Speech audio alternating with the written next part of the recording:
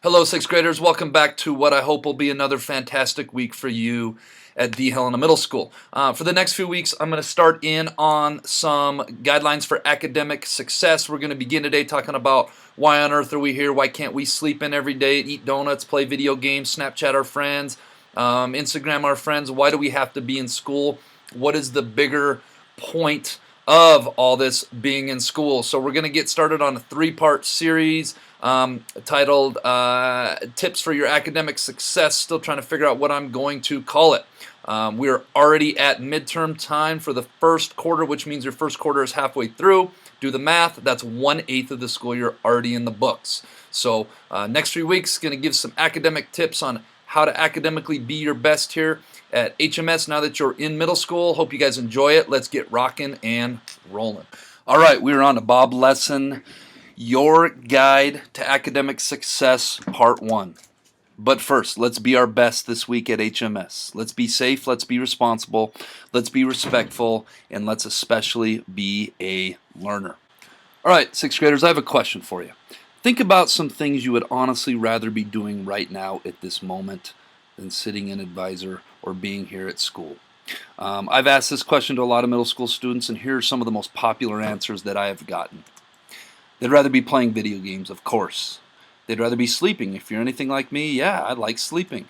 They'd rather be watching TV. They'd rather be longboarding. They'd rather be reading. They'd rather be vegging out at home watching Netflix.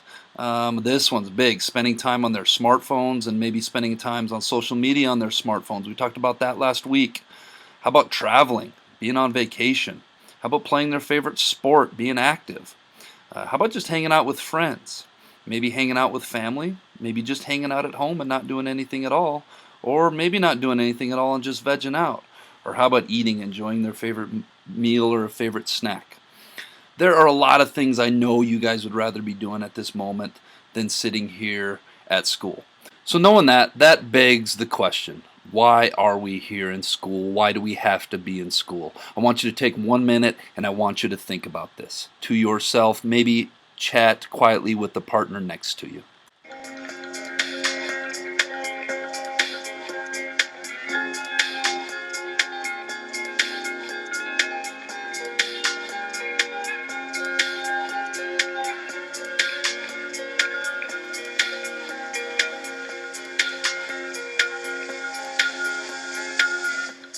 You said we make a deal. You said we make a deal. Times is what you said. Is what you said. So tell me all your lies. Such a thin disguise. We fool ourselves. We fool ourselves.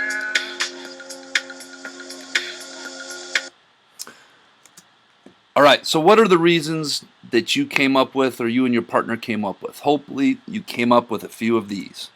Obviously, to get an education. That's the main reason we are here. And to get an education means we have to learn, to gain knowledge, to grow physically, to grow emotionally, to grow academically, to lay a foundation. I'm going to talk about that here a little bit more. And obviously to prepare for high school. To prepare for a career so that you are career ready when you do graduate from high school, to gain new skills and to gain new knowledge. So here's our goal for you. By the time you graduate from high school, you should be college or career ready. But Mr. Flatow, what does that mean? That means that by the time you finish the 12th grade, you should graduate and be fully equipped and prepared to join the quote-unquote real world. That's where mommy and daddy's not taking care of you anymore, grandma and grandpa, aunt and uncle. You are taking care of yourselves by gaining adequate enough employment to live independently on your own as an adult, not having anybody taking care of you. Or you should be fully equipped and prepared to continue your education at maybe a trade school, learning new skills, maybe a 2-year college, maybe a 4-year college.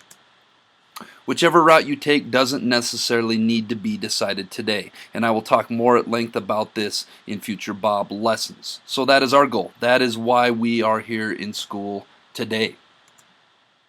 The honest truth about the real world. And again, I define the real world as being an adult, being out, being self-sufficient, taking care of yourselves. The real world can be a cold, unforgiving, and tough place.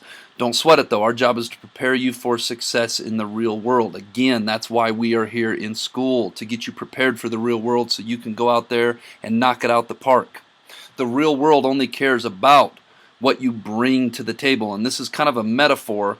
In other words, what skills and abilities do you have that are useful and can be put forth in employment that are worthy of somebody paying you someday? What is it that's going to be your thing in life? What's going to be your purpose? What's going to be your thing that gets you up out of bed every day in the morning that you go do, and then they give you a paycheck so that you can survive and live independently? What your thing is, you will choose to focus on, develop, and hopefully be passionate about. And I'm going to talk more about that when we do career cruising. I'll speak in future lessons about how we all have this one thing we are capable of doing better than 99% of everyone else, regardless of who you are. I'm really confident about this, that when everybody discovers their thing that they can bring to the table, that is their gift to the world, I'm convinced everybody has it, but we need to develop this foundation.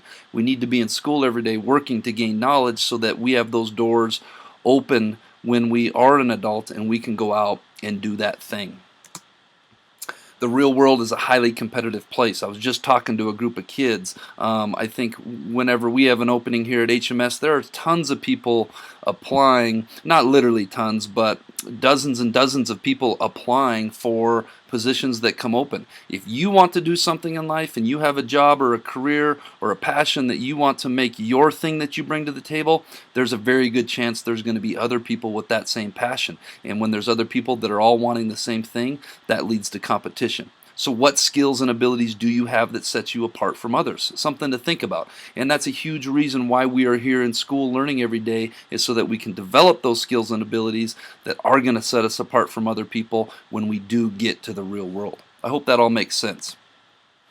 But Mr. Flatow, we're in middle school, not high school. We're not going to be adults and in the real world for a long time. And you know what? I do 100% agree with that. As sixth graders, you guys are 6.5, almost 7 years away from being in the real world. Some of you will be further if you go to a 2-year college or 4-year college or get an advanced degree that I'll talk about in future Bob lessons.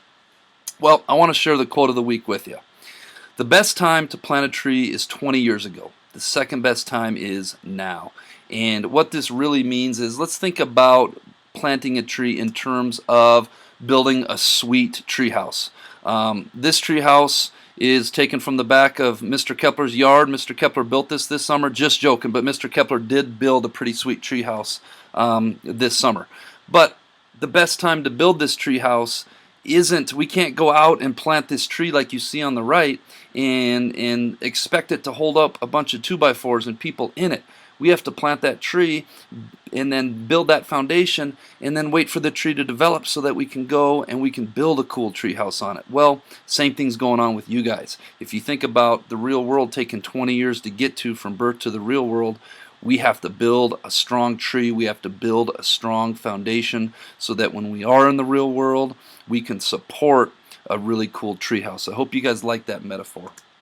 All right, we're off this week's Jellybean Question of the Week winners: Kane Hagman, Caden Tybo, Ethan Hurley, Violet Longacre, Dahlia Hernandez. The answer from last week was charcoal or coal. This week's Jellybean Question of the Week: what 4-letter word can be written forward, backward, or upside down? It can still be read from left to right. If you think you know, submit your answer to the Bob Box. Tune in next week to see if you're a winner. All right, Bobcats, let's make it a great week.